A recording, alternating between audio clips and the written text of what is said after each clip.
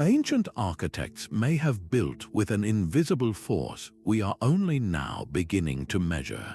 This is the compelling theory that ancient builders possessed a sophisticated understanding of Earth's magnetic field, using it to align their most mysterious structures.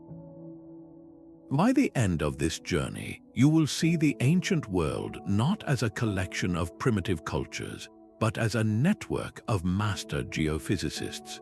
We will uncover why a temple in Greece was built over a magnetic fault and how stones in Scotland hold a permanent magnetic fingerprint. What forgotten connection to the Earth do you think we have lost? That universal impulse to harmonize with the Earth found its expression in a profound and widespread tradition known as geomancy. This was the ancient art of reading the landscape, of positioning homes, temples, and tombs in alignment with the subtle energies of the world itself. Practitioners believed the Earth was a living body, crisscrossed by invisible currents that could influence everything from health and harvests to spiritual fortune. But to dismiss this as mere superstition is to miss a crucial point. These geomancers were the first geophysicists, making careful, empirical observations of their environment over generations.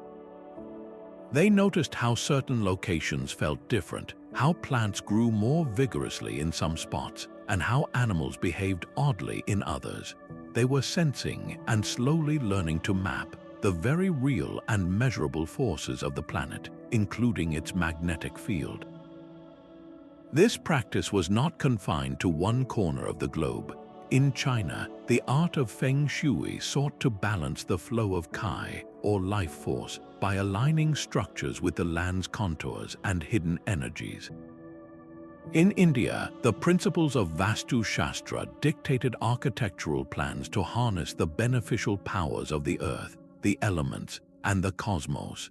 From the Serpent mounds of North America to the sacred landscapes of the British Isles, cultures worldwide shared this foundational belief that humanity must build in concert with the planet. This deep-seated, almost instinctual drive to connect with terrestrial power provided the essential cultural bedrock. It was from this rich soil of geomantic knowledge that the most astonishing and precise applications would eventually grow. The proof is literally set in stone, waiting for centuries to be read. Across the windswept plains of Scotland, the Callanish Stones rise from the peat like a petrified forest. These ancient monoliths have long been a mystery, their purpose whispered on the wind, but modern science has given them a new voice. When researchers passed sensitive magnetometers over the site, the stones themselves spoke, revealing powerful and anomalous magnetic readings at their most critical alignment points. This was not a random effect. The builders deliberately chose their materials, quarrying basalt and other igneous rocks rich in a mineral called magnetite. Think of magnetite as a tiny, natural tape recorder for magnetic fields. When these rocks were first placed upright, still hot from volcanic formation or heated by the builders themselves, they locked in a snapshot of the Earth's magnetic field at that exact moment in time. This was not an accident. It was a deliberate act of creation, a way to etch a permanent magnetic fingerprint into the landscape. The builders were not just aligning their stones with the distant horizon. They were capturing the invisible force of the planet itself, weaving it directly into the fabric of their sacred site.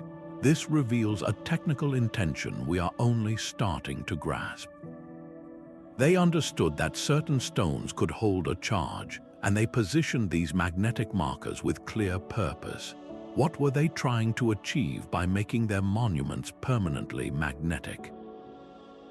The answer may lie even further south, in the sun-baked ruins of an ancient city. That same magnetic fingerprint found in Scotland is echoed thousands of miles away within the most iconic structures on Earth. The sheer perfection of the Giza plateau presents an enigma that has taunted historians and engineers for centuries. How did ancient builders achieve such flawless cardinal alignment, with the Great Pyramid's sides facing true north, south, east, and west with an error of less than a single degree? The standard explanation points to the stars, and specifically to Thuban, the pole star of the ancient Egyptian era.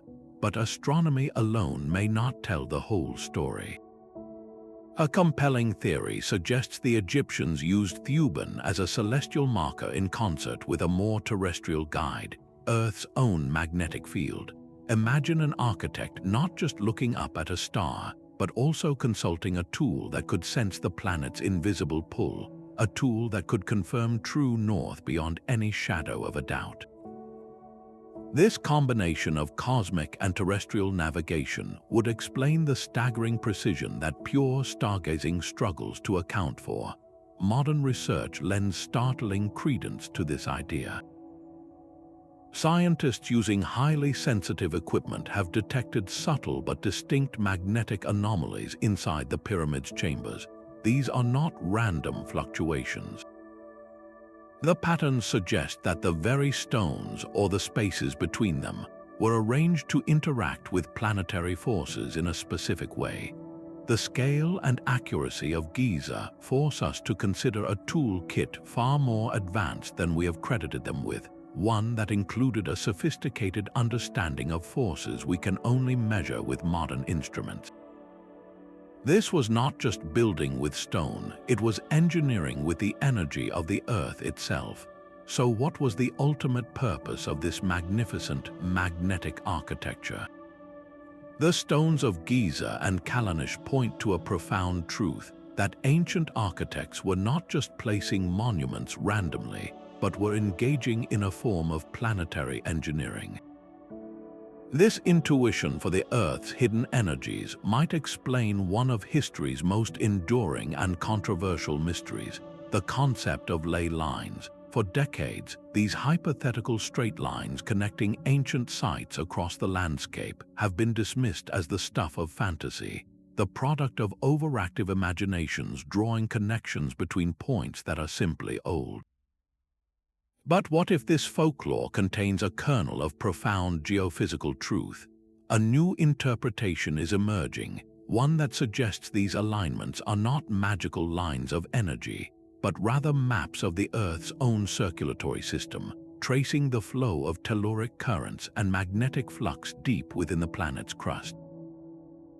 Consider the famous St. Michael's ley line in southern England. It runs in a nearly perfect straight line for over 300 miles, connecting prehistoric mounds, stone circles, medieval churches, and hilltop sanctuaries, all dedicated to the Archangel Michael, a figure often associated with high places and spiritual power. When researchers mapped this alignment against modern geological and magnetic surveys, a startling pattern emerged. The ley line closely follows a significant magnetic gradient, a measurable change in the strength of the Earth's magnetic field. It also traces a major geological fault line, a fracture in the planet's crust where telluric currents, natural electrical flows, are known to be strongest. Our ancestors were not just connecting random sacred sites, they were intuitively following a path of heightened terrestrial power, a highway of electromagnetic activity that they could sense, even if they could not measure it with our instruments. This perspective transforms the conversation from one of supernatural speculation to one of hard geophysics. These ancient cultures were acting as the first surveyors of the planet's inner dynamics. They felt the subtle pull and pulse of the Earth along these pathways, and they marked these powerful locations with stones and temples, creating a network of nodes and lines across the globe. They were building a resonant circuit with the planet itself, tuning their structures to the fundamental frequencies of the Earth. What were they hoping to hear or to amplify by listening so intently to this ancient magnetic song? Perhaps the most dramatic fusion of geology and human ritual lies in the misty mountains of ancient Greece. Here, at the Oracle of Delphi, the priestess known as the Pythia would sit atop a tripod, breathing in vapors rising from a fissure in the rock to deliver her divine prophecies. For centuries, her frenzied, trance-like state was considered purely mythological, but modern geology has uncovered a stunning truth. The temple was constructed directly over the intersection of two major fault lines, a geological crack that released a mix of gases, including ethylene. This sweet-smelling hydrocarbon is known to produce altered states of consciousness, euphoria, and a detached, trance-like condition, perfectly matching the ancient descriptions of the Pythia's behavior. Yet the story does not end with intoxicating gases. The same geological faults that channeled the vapors also created something else, a powerful and localized magnetic anomaly. Scientific surveys have confirmed that the entire area is a hotspot for unusual magnetic activity. This is where the theory becomes truly fascinating. Could the magnetic field itself have played a role in the oracle's power? We know that strong, fluctuating magnetic fields can directly influence the human brain, affecting perception and even inducing states of heightened suggestibility. The priests of Delphi, through generations of observation, may have discovered that this specific location was unique, a place where the Earth's breath and its magnetic pulse worked in concert. The intoxicating gases lowered the Pythia's conscious control, while the magnetic fields subtly altered her neural landscape, making her mind extraordinarily receptive. This was not a random holy site. It was a meticulously chosen natural laboratory where geology and geophysics were harnessed for a spiritual purpose. It reveals a holistic understanding of a location's entire energetic profile, a deep knowledge that we are only now beginning to measure and comprehend. This sophisticated interplay of forces raises a profound question. If they could so expertly tune a single site to the planet's frequency, what other resonant structures might they have built? The same intuitive connection to the planet guided humanity's greatest voyages across the open ocean. While civilizations built monuments on stable ground, the Polynesian navigators embarked on a different kind of construction, crafting mental maps of an invisible world to conquer the Pacific. Their legendary double-hulled canoes crossed thousands of miles of empty sea, guided not by chance but by a profound reading of natural signs. They memorized the star paths that wheeled overhead. They learned to read the subtle patterns in ocean swells, and they watched the flight of birds. But woven through all this knowledge was something even more subtle, a sensitivity to the Earth's own magnetic pull. Modern studies of traditional navigators from the Caroline Islands document this ability, an almost subconscious sense of orientation that seems to tap directly into the planetary magnetic field. It is a skill honed over a lifetime, a feeling of place derived from the planet itself. This leads to a fascinating hypothesis about the stone platforms known as marie, found on islands like Tahiti and Raiatea. We have always classified these structures as religious sites, places of ceremony and community gathering. But what if they served a dual, deeply practical purpose? Imagine a marie not just as a temple, but as a fixed magnetic observatory. Its carefully placed basaltic stones, rich in magnetite, could have created a localized magnetic environment.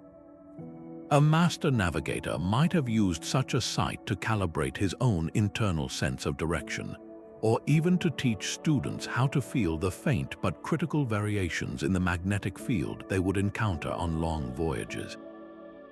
The marie becomes a training ground, a stable reference point on land where one could learn to interpret the same invisible forces that would guide them across the trackless ocean.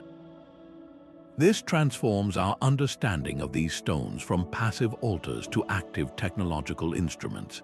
They were not just places to pray for a safe journey, they were the very classrooms where the science of celestial and terrestrial navigation was perfected. The Polynesian expansion was not a random drift. It was a directed, intelligent migration steered by masters who could feel the magnetic heartbeat of the world. If they could build such resonant structures on their home islands, what other secrets of the ancient world are still waiting, silent and unmeasured, beneath our feet? This grand tradition of resonant architecture finds one of its most breathtaking expressions in the highlands of Mexico. The sprawling metropolis of Teotihuacan was not merely a city of stone, it was a vast instrument tuned to the cosmos and the earth itself. Its central artery, the Street of the Dead, runs with a precision that defies simple explanation. While its alignment with the Pleiades star cluster is well known, a deeper secret lies in its orientation to the planet. The entire city grid, including the majestic pyramids of the Sun and Moon, is angled to match the local magnetic declination of its time, the subtle difference between true north and magnetic north. This was not a random choice. It was a deliberate act to harmonize the entire urban plan with the actual, flowing magnetic field of that specific location. The evidence is embedded in the very materials used to build this sacred landscape. Archaeologists have discovered that the plaster covering the pyramids and the vibrant pigments adorning the city's temples were intentionally infused with magnetite. Every wall, every floor was coated with this magnetic mineral. The effect would have been profound. Walking the Street of the Dead was not just a physical journey, it was an electromagnetic experience. The entire city would have subtly amplified and interacted with the Earth's natural field, creating a unique, energetic environment for its inhabitants. This transforms our view of Teotihuacan from a collection of magnificent buildings into a single, coherent geomantic diagram. It was a conscious fusion of cosmic order and terrestrial power, a place where the heavens above and the magnetic heartbeat below were integrated into a unified whole. The builders were not just constructing a city, they were engineering a reality, crafting a space where human life unfolded within an enhanced and carefully calibrated field of planetary energy. What kind of society could flourish in such an environment, and what knowledge was lost when its builders vanished into history? On the wind-swept coast of Brittany, a forest of stone awaits. Here at Carnac, thousands of weathered men here stand in eerie, parallel rows stretching for miles, a silent army frozen in time. This is not a random collection of rocks, it is a colossal geometric puzzle carved into the landscape. For generations, the purpose of these alignments has been a mystery, often explained as a vast ceremonial avenue or a complex astronomical calendar. But recent scientific surveys have revealed a hidden layer to this enigma. When researchers mapped the site with sensitive magnetometers, they discovered something astonishing. The placement of these ancient stones directly corresponds with the invisible landscape of the Earth's magnetic field. Specific stones and entire rows are positioned precisely at points of localized magnetic highs and lows. This cannot be a coincidence. It suggests the builders of Carnac were not only tracking the movements of the Sun and Moon across the sky, but were also monitoring the subtle, shifting pulses of the planet beneath their feet. Imagine this vast arrangement as a giant, open-air laboratory. The stones acted as permanent markers, allowing generations of observers to record and predict changes in the magnetic field. These shifts, which can vary with solar activity and even the seasons, could have provided a sophisticated way to mark time. A magnetic high at a certain stone might coincide with the winter solstice, while a low could signal the spring equinox, creating a dual calibration system that combined celestial and terrestrial data. The sheer scale of this project is what truly staggers the mind. Erecting thousands of stones across such a vast area required a sustained, coordinated effort over centuries. This implies a deep and sophisticated tradition of geophysical observation, a school of knowledge where the secrets of the Earth's magnetism were carefully studied, recorded, and passed down. The Carnac alignments were not just a calendar, they were a living library of planetary rhythm, written in stone and indexed by magnetic force.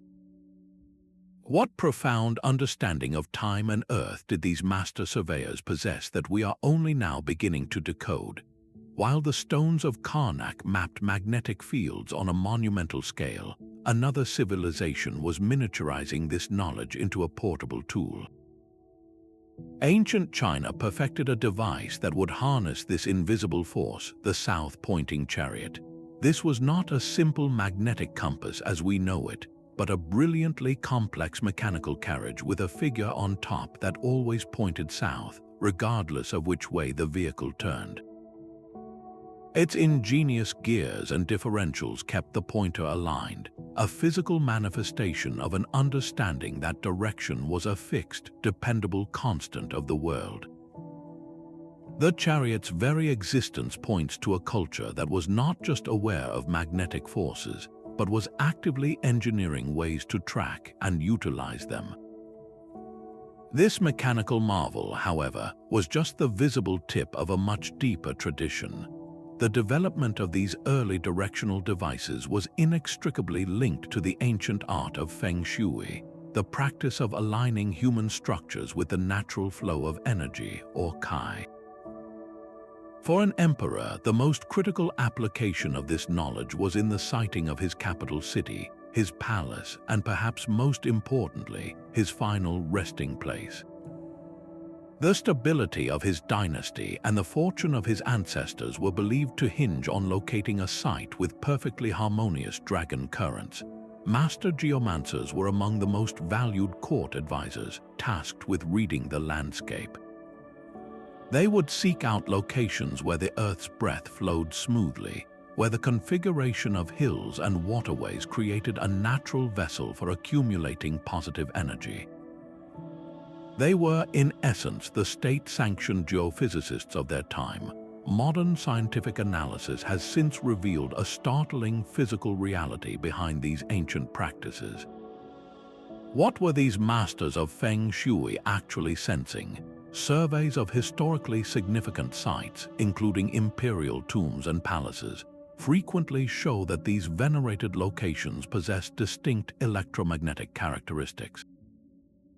The harmonious dragon currents often correlate with areas of unusual geological activity, such as underground water flows or specific mineral deposits, which create subtle but measurable variations in the local magnetic field and telluric currents. The geomancers were empirically detecting these geophysical anomalies, interpreting them as flows of spiritual energy. By choosing these sites, they were effectively grounding their most important structures in locations of enhanced terrestrial power, believing it would bring stability and longevity to their rule. This was not mere superstition, it was a highly systematized, state-funded application of a profound truth, that the Earth possesses an invisible energetic anatomy, and building in resonance with it was the ultimate source of power. So we are left to wonder if ancient cultures from China to Mexico were all building with this same hidden force. What does that tell us about a forgotten chapter in human history? Deep within the labyrinthine tunnels of Chavin de Huántar, another piece of the puzzle clicks into place. This sprawling temple complex, nestled high in the Peruvian Andes, was the spiritual center of a pre-Columbian civilization that thrived over 3,000 years ago. Its dark, narrow corridors were designed to disorient the senses, with only the sound of rushing water from engineered canals echoing off the stone. But recent scientific investigations have revealed a deeper layer to its disorienting power. Researchers mapping the site with magnetometers discovered something startling. Specific chambers deep within the complex exhibit dramatic magnetic anomalies. In these rooms, the local magnetic field is significantly weaker or stronger than the surrounding area. These were not random fluctuations. The evidence suggests the builders intentionally created what we might call magnetic null zones or amplification chambers. They were manipulating the very environment inside their most sacred spaces. Why would they go to such lengths? The answer may lie in the rituals performed there.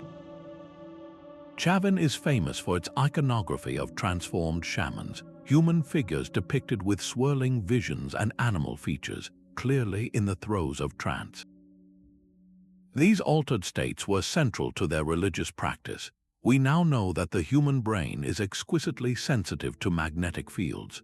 A sustained, altered magnetic environment can directly influence our neural activity, subtly shifting brainwave patterns toward the theta and alpha states associated with deep meditation, vivid imagery, and trance. The architects of Chavin, through generations of observation, likely discovered that certain spots in their temple naturally induced these states. Then they learned to enhance the effect. By constructing chambers with specific stones and architectural forms, they could engineer a space that actively facilitated a shamanic journey. The roaring water, the sensory deprivation, the psychoactive plants believed to be used there, all worked in concert with this manipulated magnetic field to open a doorway in the mind. This represents a breathtaking understanding of the biomagnetic interface, the direct relationship between planetary forces and human consciousness. They were not just building with magnetic stone, they were building for the magnetic brain. If ancient cultures could so masterfully craft environments to tune human awareness, what other forgotten technologies of the mind might be hidden in plain sight, waiting for us to learn how to see? This same principle of resonant architecture was woven into the very soil of North America. Across the Ohio and Mississippi River valleys, the Hopewell culture and their predecessors raised enormous earthworks, sculpting the land into perfect circles, vast octagons, and soaring pyramids of earth. For centuries, these mounds were seen as impressive but ultimately symbolic creations, grand gestures of a spiritual people. But geomagnetic surveys are now revealing a hidden, functional layer to their genius. Take the Great Serpent Mound, its massive, undulating form coiled along a ridge in Ohio.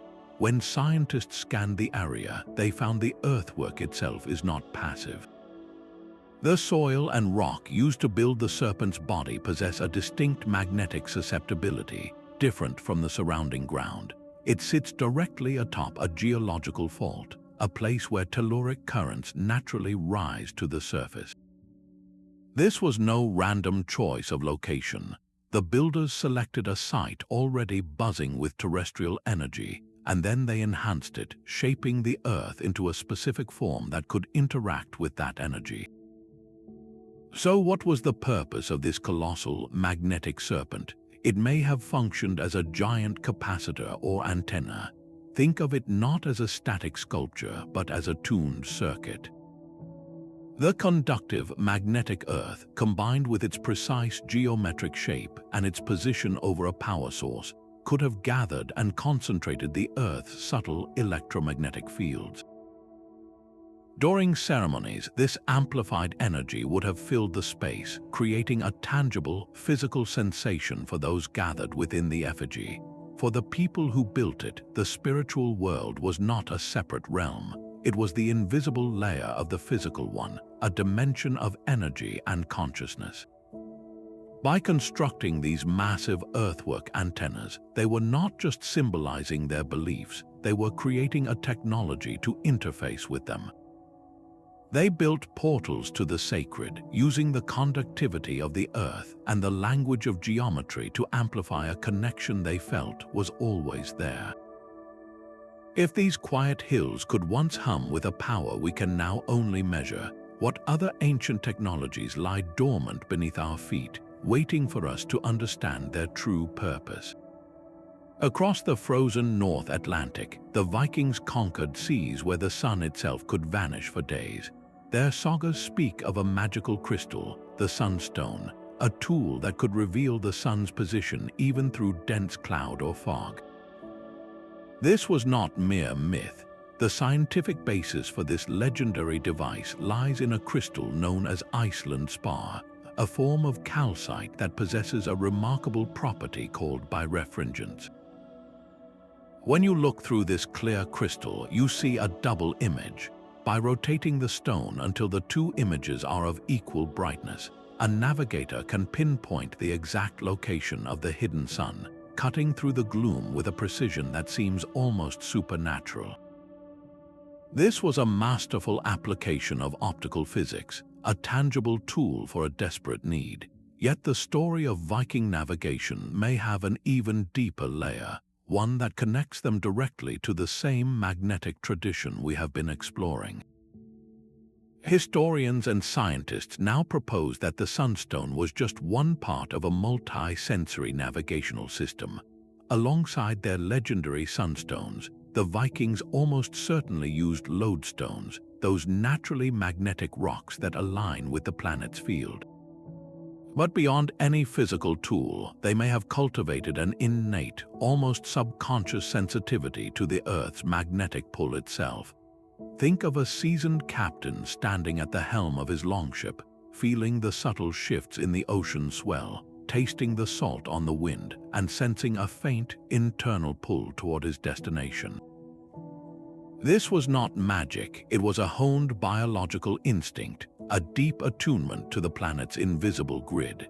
Their incredible success in colonizing distant and formidable lands like Iceland and Greenland stands as a powerful testament to this holistic approach.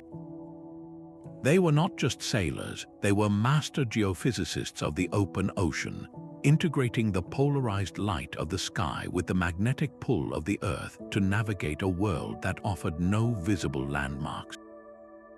This fusion of tool, tradition, and biological intuition represents one of humanity's most sophisticated relationships with the hidden forces of our planet.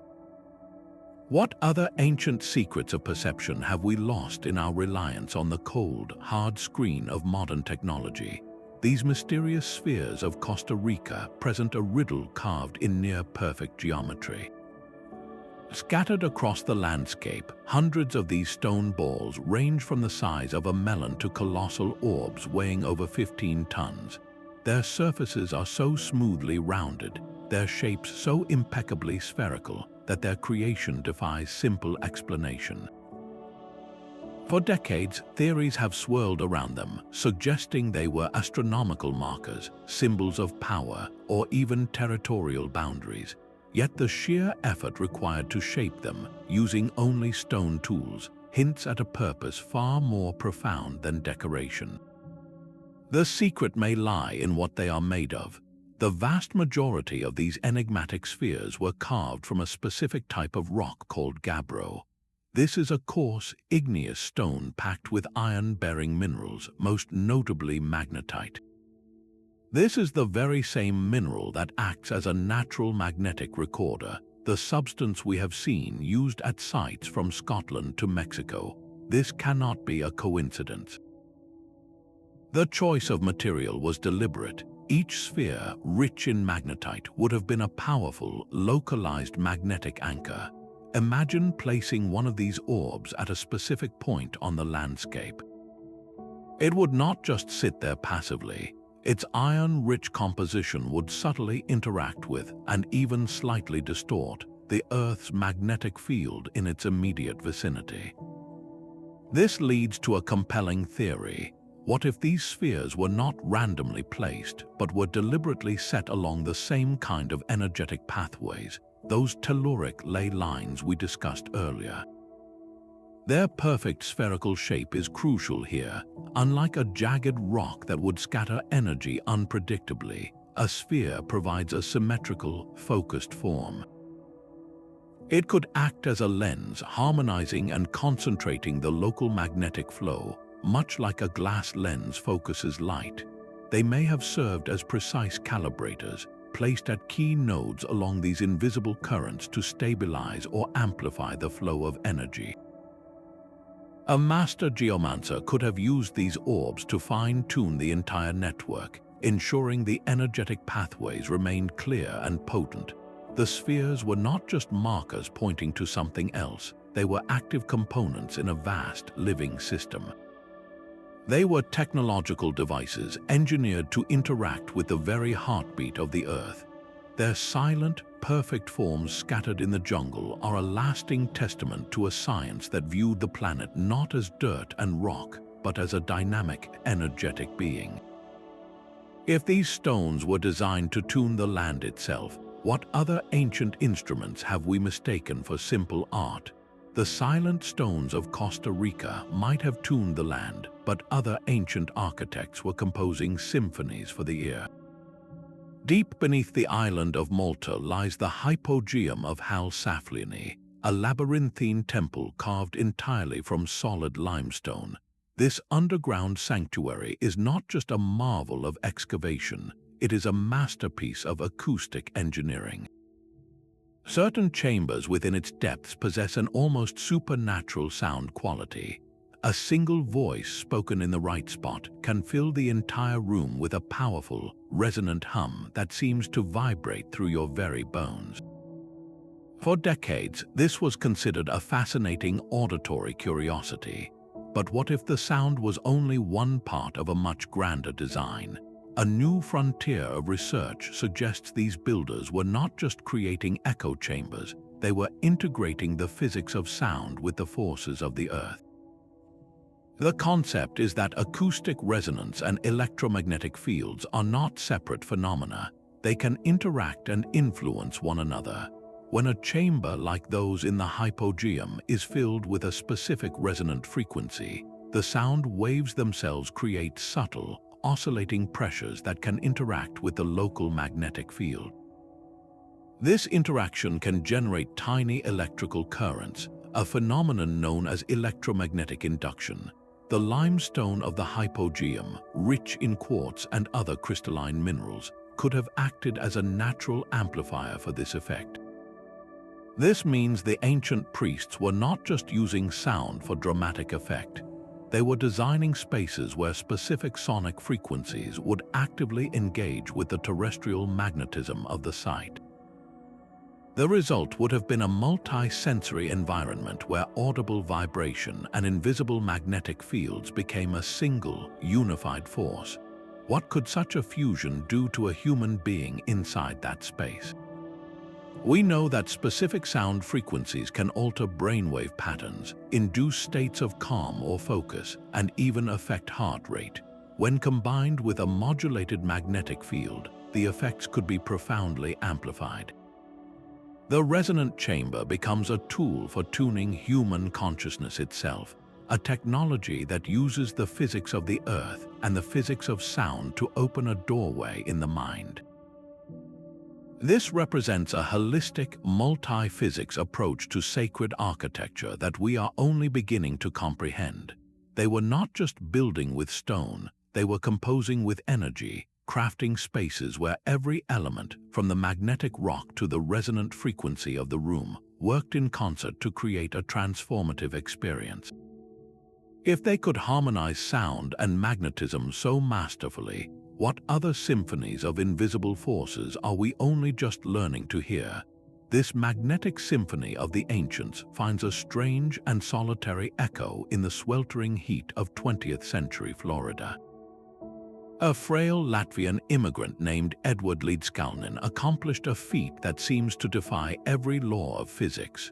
Working entirely alone, mostly under the cover of night, he quarried, moved, and precisely positioned over 1,000 tons of massive coral rock. He built his enigmatic coral castle, a complex of towering stone gates, massive walls, and intricately carved furniture, all without any modern machinery or visible assistance. How did one man, barely over 5 feet tall and weighing just 100 pounds, move blocks heavier than those used in the Great Pyramid? The secret, he claimed, was not brute strength, but a recovered knowledge. In his own cryptic writings, Līdzkalnis stated plainly that he had rediscovered the methods used by the ancient builders of the pyramids. He wrote extensively about understanding the laws of magnetism and weight, insisting that all matter was simply individual magnets, and that by understanding their polarity, one could control and move colossal objects with ease. He claimed to have perceived the North and South Pole magnets flowing in a continuous stream from the Earth, and he learned how to harness that current. Visitors and the few who spied on him reported seeing him place what looked like an old car battery with a peculiar inverted V-shaped metal contraption on top of the stones.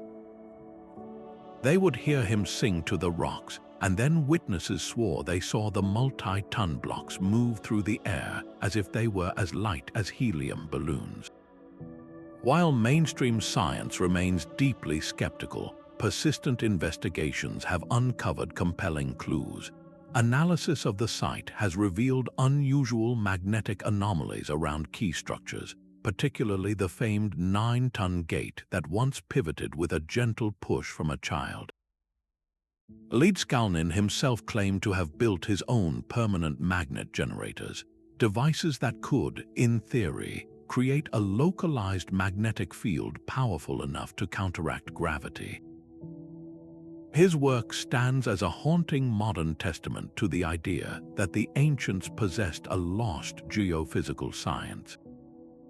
If a single man in the modern era could allegedly rediscover and apply these principles, what does that say about the scale of knowledge possessed by entire civilizations dedicated to this art? Edward Leedskalnin's lonely, magnificent obsession suggests that the magnetic secrets of the past are not entirely lost, but merely waiting dormant for us to learn how to see the world as he did. Across the vast expanse of the Sahara, the Dogon people of Mali guard a secret that has confounded astronomers for decades. Their ancient oral traditions describe the Sirius star system with impossible accuracy. They speak of Sirius B, a dense white dwarf star invisible to the naked eye, and they detail its 50-year elliptical orbit around its brighter companion. How could a people without telescopes possess such precise astronomical data? The conventional and controversial explanation points to ancient astronauts, visitors from the stars who gifted this knowledge. But there is another, more terrestrial possibility. What if this information was not given by extraterrestrials, but discovered by a highly advanced indigenous civilization that has since vanished from history? This lost culture would have possessed a science far more integrated than our own, one that saw no separation between the cosmos above and the Earth below.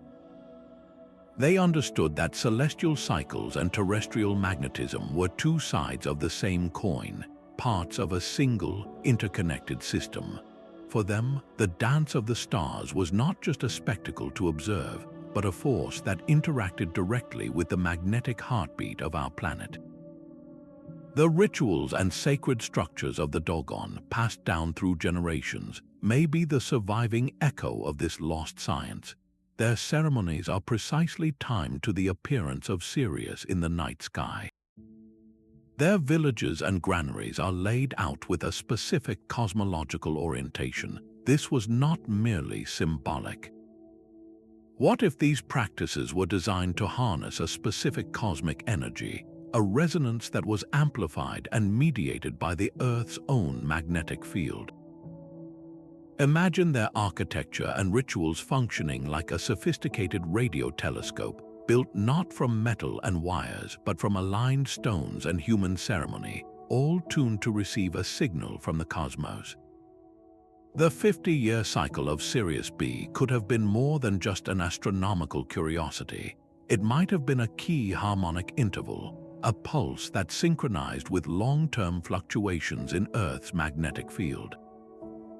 By building their society around this rhythm, they were effectively tuning their entire culture to a cosmic terrestrial frequency. This reframes the entire mystery. The Dogon knowledge is not necessarily proof of alien contact, but rather a profound clue pointing to a forgotten chapter in human ingenuity. It suggests that our ancestors may have developed a way to read the universe not just with their eyes, but by feeling its subtle magnetic interplay with our world. What other cosmic secrets might be encoded in the rituals of other ancient cultures, waiting for us to understand the language they were written in? These ancient Maltese temples rise from the earth like the bones of the island itself. Above Gantija and Hypogeum, built over 5,000 years ago from massive slabs of local limestone, have always exuded an aura of profound mystery. Their colossal scale and sophisticated architecture have long been attributed to a deep spiritual purpose. But recent scientific surveys have uncovered a hidden layer to their construction, a literal magnetic blueprint guiding their placement. When researchers scanned these sites with highly sensitive magnetometers, they made a remarkable discovery.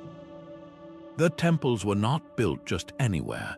They were precisely situated at locations where the Earth's natural magnetic field was measurably stronger and more stable than the surrounding areas.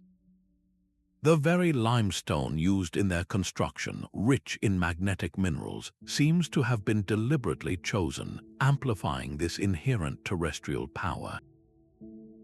Think of the temple not just as a building, but as a kind of resonant chamber for planetary energy.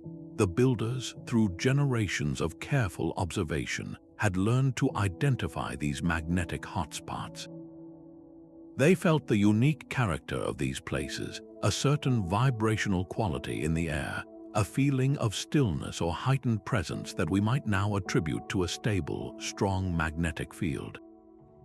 By erecting their most sacred structures directly on these points, they were tapping into a constant, invisible source of power. This deliberate siting would have transformed the temple from a mere place of worship into an active component of the ritual itself. Imagine a community gathering within the stone walls of Hypogeum for a ceremony. The chanting, the rhythmic drumming, the focused intention of the participants, all unfolding within an environment that was subtly, yet significantly, charged. We know from modern studies that such stable, enhanced magnetic environments can influence human brain activity, promoting states of calm, focus, and heightened suggestibility. For the priests and worshippers, the temple itself would have been a co-participant in the ritual, its magnetic field working in concert with the ceremony to deepen the spiritual experience and facilitate a stronger connection to the unseen world. This was not magic, it was applied geophysics. The megalithic builders of Malta were not just stacking stones, they were constructing interfaces with the planet's own energy grid, creating spaces where humanity could meet the divine, amplified by the very heartbeat of the Earth. Far to the south, the Nazca Desert holds its own magnetic secret etched across 1,000 square kilometers. We have always looked up to explain the Nazca lines, those colossal geoglyphs of spiders, monkeys, and hummingbirds, theorizing they were messages for gods in the sky. But what if we have been looking in the wrong direction? The true audience for these formations may not have been above, but deep below the scorching surface. Ground-penetrating radar and magnetometry surveys have peeled back the skin of the desert to reveal a startling hidden anatomy. The lines and figures are not randomly placed upon a blank canvas. They consistently trace paths directly over subterranean aquifers and major geological fault lines. These are not just sources of water, they are sources of power. The movement of water through fractured rock deep underground generates measurable electrical currents, which in turn create distinct, localized magnetic fields. The entire plain is alive with a subterranean energy grid. This changes everything. The act of creating the lines, of carefully scraping away the dark, sun-baked stones to reveal the lighter, mineral-rich earth beneath, was likely far more than a simple artistic process. That exposed, pale substrate has different electrical and magnetic properties than the dark surface layer. By removing that top layer, the Nazca people were effectively tuning the surface of the desert. They were creating a deliberate contrast in conductivity, a way to modulate the energy rising from the faults and water channels below. Think of it as turning a dial on a radio. The geoglyph becomes a precisely shaped antenna, designed to interact with and perhaps even amplify the specific magnetic signature of the ground directly beneath it. A shaman or practitioner walking the length of a line would not just be following a path, they would be traversing a carefully engineered energetic conduit. The sensation underfoot, the subtle vibrational quality of the air, would have been fundamentally different inside the glyph than outside it.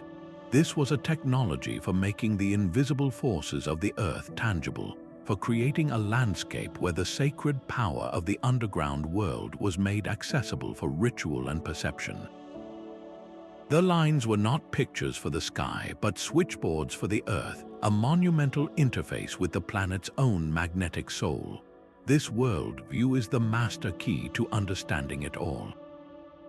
For these ancient cultures, the Earth was not a dead rock hurtling through space. It was a living being, a vast, sentient entity they called the world soul or anima mundi. They perceived the planet as having a pulse and a breath, with invisible rivers of life force like prana or chi, flowing through its every part.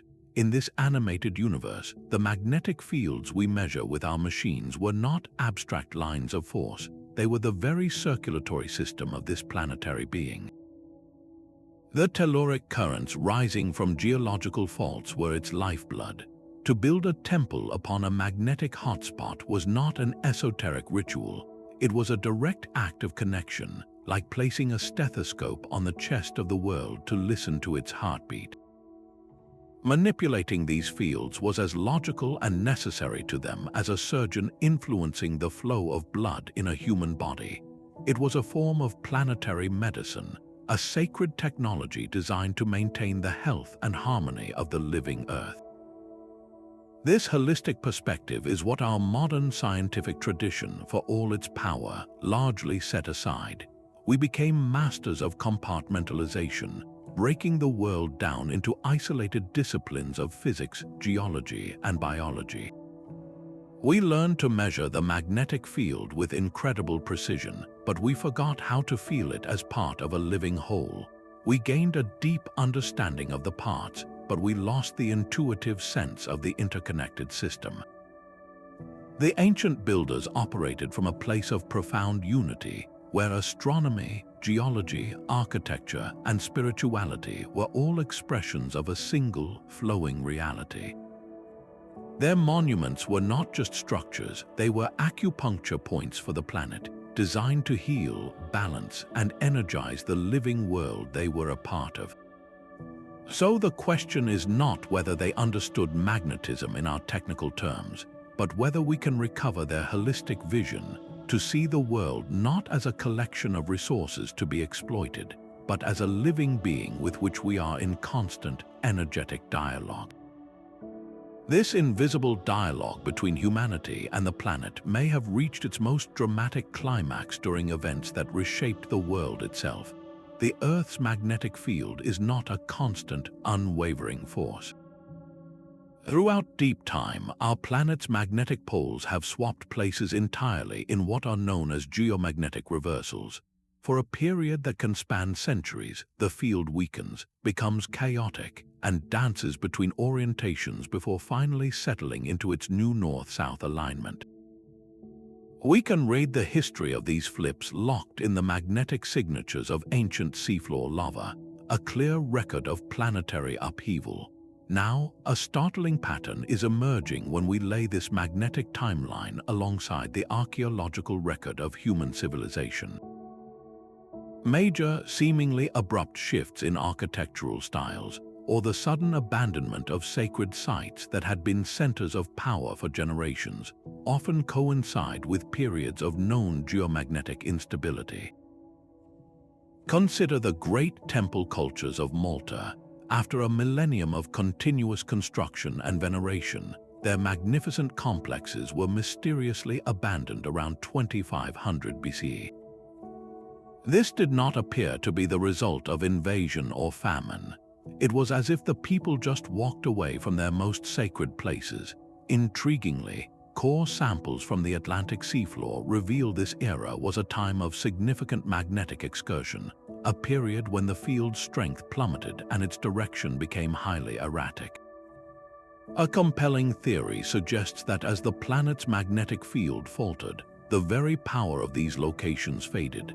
The magnetic hotspots that the temple builders had so carefully identified and amplified for centuries may have simply vanished. The resonant chamber built to harness a steady planetary pulse fell silent. The spiritual technology that depended on a stable magnetic field would have become dysfunctional, its effect on human consciousness diminished or distorted. This would have been a profound crisis, not just of faith, but of their entire understanding of the world. Their connection to the anima mundi, the world soul, would have felt severed.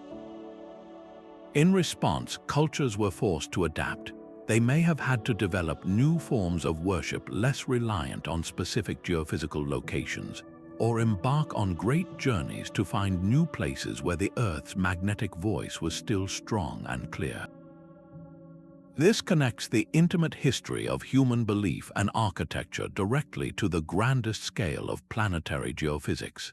Our ancestors were not just building with the Earth's magnetic field, they were living in a relationship with it, a relationship so deep that when the planet itself underwent a fundamental transformation, the course of human culture was irrevocably altered. These silent walls might be the oldest instruction manuals we possess. To truly grasp the genius of the ancient builders, we must look past the grand shapes of their monuments and into the very substance and method of their construction. The specific way they quarried stone, mixed their mortar, and locked blocks together suggests a technology far beyond simple engineering for physical stability. It points to an architecture designed as a circuit board for the Earth's own energy. Consider the Inca of Peru, whose walls are a marvel of precision, with multi-angled stones fitting together so perfectly that not even a razor blade can slide between them. We have always assumed this was for seismic resilience to withstand earthquakes, but what if that interlocking pattern served a dual, more subtle purpose? Each stone, with its unique crystalline structure and mineral content, would have its own electrical and magnetic properties. By joining them in such an intricate, jigsaw-like pattern, the builders were not just creating a stable wall, they were creating a continuous, heterogeneous circuit. This complex surface, with its varying conductivities and magnetic susceptibilities, would have interacted with the ambient electromagnetic field in a highly specific way, perhaps even channeling or filtering telluric currents flowing up from the ground. The stones themselves were carefully selected for more than just their color or hardness. Archaeologists have found that the mortar used in many ancient sites, from Mesoamerican pyramids to Celtic hill forts, was sometimes intentionally mixed with crushed magnetite or other iron-rich minerals. Why go to such trouble? This was not a random addition. It was a deliberate recipe. By mixing a magnetic powder into the binding agent, the builders were effectively turning their entire structure into a unified electromagnetic entity. The mortar became a conductive paste, creating a continuous pathway that linked every stone, ensuring the entire building hummed with a single, coherent magnetic frequency. This transforms our understanding of these structures from inert piles of rock into active, tuned systems. The quarrying process itself becomes part of the technology. Many cultures believed that stone was alive, that it held a spirit or a latent power. The act of carefully extracting a block from a specific layer of the earth with its unique magnetic signature and then placing it in a precise orientation within a wall was akin to wiring a component into a larger machine. The architecture was a frozen recipe, a permanent set of instructions for how to gather, focus, and direct the ambient energy of the location. The wall was not just a barrier, it was a conductor. The pyramid was not just a tomb, it was a power plant. The temple was not just a shelter, it was a resonant chamber, engineered down to the microscopic mineral in its mortar to sing in harmony with the magnetic soul of the world. What other encrypted blueprints for harnessing the planet are hidden in the stones we walk past every day? The silent stones of our ancestors are beginning to find their voice in the hum of modern laboratories. Today, a small but dedicated group of physicists and engineers are attempting to reverse engineer the ancient world, testing whether the magnetic principles we have discussed can be physically replicated.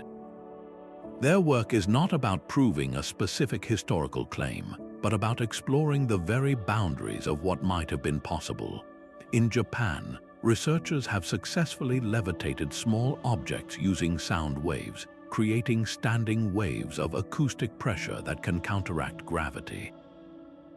While scaling this up to multi-ton blocks remains a monumental challenge, the principle is sound, demonstrating that acoustic levitation is a real physical phenomenon. Could the resonant chambers of the Hypogeum have been used to achieve a similar, if not identical, effect on a smaller scale?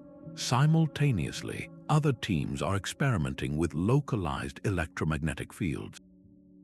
Using powerful electromagnets and precisely controlled currents, they have created zones of magnetic repulsion strong enough to make heavy objects seem weightless for a fleeting moment. The key, they are finding, is not just raw power, but precise control over the field's shape and oscillation. This directly echoes the theories surrounding sites like Coral Castle, where Edward Leedskalnin spoke of understanding the individual magnets within matter and manipulating their polarity. Perhaps his cryptic devices were crude versions of what we are now building in labs, a way to create a targeted magnetic bubble that negates gravitational pull. Beyond moving stones, other scientists are digitally modeling the unique properties of ancient structures. Using advanced software, they can simulate how a specific stone's shape, like the perfect spheres of Costa Rica, would interact with a simulated Earth's magnetic field. The initial results are startling. These models show that certain geometric forms, particularly spheres and precise angles, can indeed act as lenses, concentrating and focusing magnetic flux in predictable ways. An arrangement of stones that seems random to our eyes might, in fact, create a coherent pattern of magnetic reinforcement, a kind of energy grid etched into the landscape. While none of these experiments provide conclusive proof that the ancients used these methods, they achieve something perhaps more important. They bridge the gap between speculative theory and plausible physics. They demonstrate that the principles inferred from these ancient sites are not magical thinking, but are rooted in laws of nature that we are only beginning to apply in such novel ways. This research moves the entire conversation from the fringes of fantasy into the rigorous arena of scientific inquiry. It forces us to ask not if such a science was possible, but how far it might have been developed by cultures that viewed the Earth not as a resource, but as a resonant partner. Our own biology holds the final piece of this ancient puzzle. Buried deep within the human brain, scientists have discovered microscopic crystals of magnetite, the very same mineral that gives lodestones their power. This is not a random artifact, it is a biological fact. Our neural tissue contains this natural magnetic material, and rigorous experiments have shown that our brains subconsciously respond to shifts in the Earth's magnetic field. While we are not consciously aware of it, this internal compass may subtly influence our sense of direction, our moods, and even our states of awareness. This changes everything about how we view the ancient seers and geomancers. These individuals were not merely following superstition. They were likely gifted with a heightened, conscious sensitivity to this magnetic sense. Through years of meditation, ritual, and deep attunement to the natural world, they could learn to interpret the faint signals from their own internal magnetite. A powerful, energetic location would not have been an abstract concept to them. It would have been a tangible sensation, a palpable hum or a feeling of pressure or clarity that we have largely forgotten how to perceive. When a master builder declared a site sacred, he was not guessing, he was reporting a measurable internal experience. The monumental structures they designed were therefore far more than symbolic gestures. The pyramids, the stone circles, the serpent mounds were precise external maps of an internal, perceptible reality. They were magnifying and giving permanent form to a subtle energy that they could literally feel in their bones and their brains. The perfect alignment of a temple wall was not just an astronomical calculation. It was the physical tracing of a resonant frequency they experienced firsthand. This biological connection closes the loop, transforming the entire mystery from one of external engineering to one of integrated perception. These cultures were not just building with the Earth's magnetic field, they were building from their direct sensory experience of it. Their world was alive with currents and forces that were as real to them as the wind on their skin. What does it mean for us, then, that we carry the very same magnetic material within us, yet have lost the ability to listen to what it is trying to tell us about the world? Of course, the sheer number of ancient sites worldwide means some magnetic correlations will occur by pure chance. This is the argument of coincidence, and it is a powerful one. With countless monuments scattered across the globe, statistical probability alone suggests that a handful will inevitably sit atop magnetic hotspots or geological faults. The skeptics have a point, and we must grapple with it. The real question is not whether some alignments are random, but whether the sheer consistency and technical intent we see at so many key sites can be dismissed as mere luck. Another common counterargument applies the principle of Occam's razor, the idea that the simplest explanation is usually the correct one. For many ancient monuments, that simple explanation is astronomy. The sun, the moon, and the stars provided a reliable, visible clock and compass for every culture on Earth. Aligning a structure to the solstice sunrise is a straightforward, observable, and deeply meaningful act. Why invoke a complex, invisible force like magnetism when a celestial one does the job just fine? This perspective is perfectly logical, but it may not be complete. The evidence from places like the Hypogeum or Chavin de Huántar suggests something more nuanced was happening. At these sites, the architecture seems designed to manipulate the environment inside the structure, going far beyond merely pointing at a star. The intentional use of magnetic minerals in plaster and mortar, the creation of resonant chambers, these are active interventions, not passive alignments. Perhaps the truth is not an either-or proposition, but a synthesis. The ancients may have used the reliable, visible cosmos as their primary guide, while also harnessing the more subtle, terrestrial power of magnetism to enhance the experiential quality of their sacred spaces.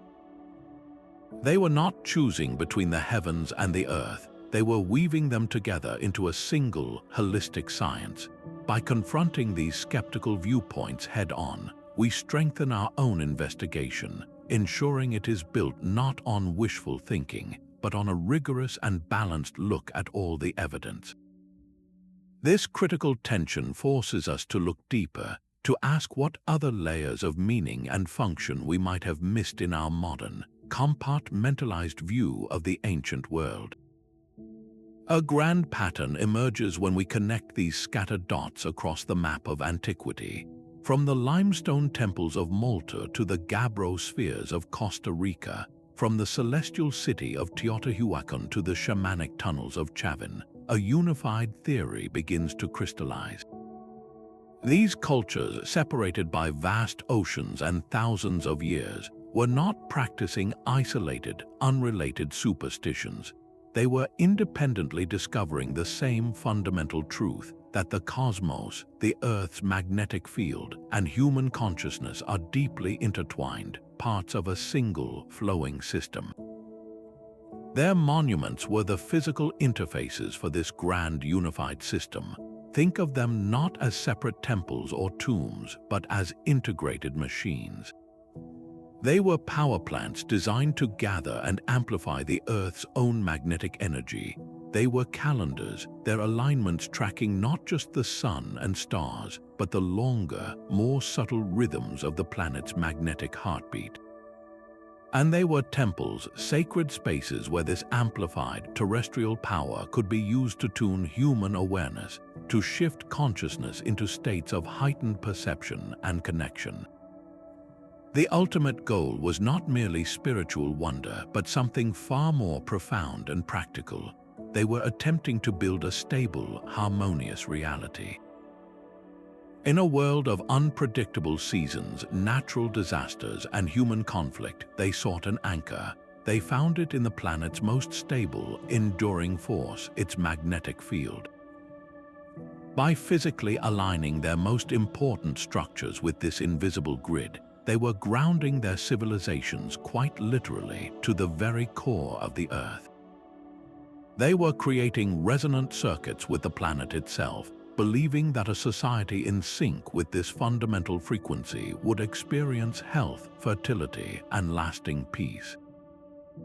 This was not a primitive science, but a holistic one, where architecture, astronomy, geophysics, and spirituality were all expressions of a single, elegant understanding of a living universe. They built to complete a circuit with the world soul, and in doing so, they left behind a legacy in stone that challenges the very trajectory of human history. This journey across continents and millennia reveals a thread of magnetic intent woven deep into the tapestry of ancient history. From the whispering stones of Callanish to the resonant chambers of Malta, the evidence, while often circumstantial, accumulates into a compelling portrait. Our ancestors were not primitive stargazers. They were master geophysicists who learned to listen to the subtle whispers of the Earth itself. This is not a story of lost super technology or alien intervention, but of a lost way of being in the world.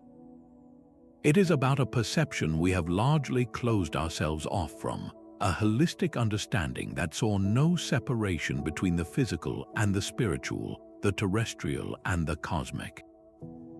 They built in a conscious dialogue with the planet's energetic body, using stone and earth to complete a circuit with the living world.